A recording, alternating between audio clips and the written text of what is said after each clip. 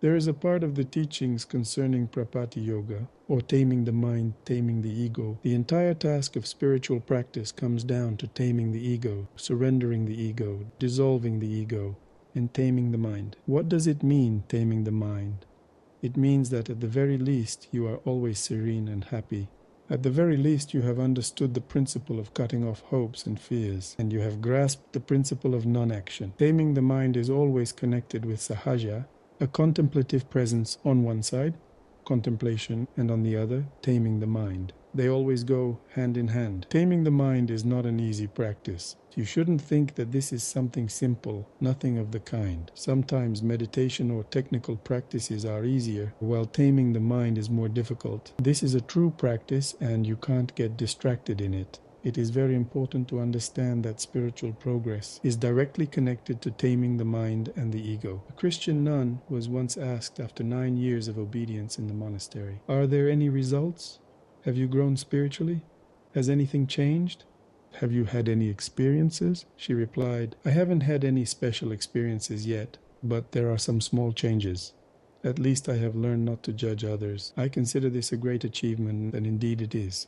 Because if you do not judge others, it means there has been a radical restructuring of the subtle levels of your consciousness. It means you are close to pure vision. By the mind, we mean the entire complex, tangled samsaric mechanism. That is called the internal instrument, antahkarana. It includes, as you know from the teachings, chitta, the storage of mental tendencies, memory with vasanas and samskaras, manasnan, the thinking mind, buddhi, intuitive awareness, ahamkara, false ego, which connects all of this into a single representation of self, gives coherence to everything, and creates a personal identity. All of this we call the mind. And sometimes we refer to it as the ego, as a singular entity. It is this entire conglomerate, which we call the mind or ego, that creates for us the diverse, complicated samsara that leads to suffering and rebirths. After all, when the mind is tamed, liberation occurs. Liberation is freedom from the mind, because the mind is the storage of karma and the creator of new lives. There are signs that indicate that the mind has been tamed to a certain degree. Early signs. We also call these the initial experience of a single taste, because taming the mind is the very single taste in which non-duality is realized. What are these signs? First sign, you are happy anywhere. You live in one place, you are happy, you move to another, you are still happy.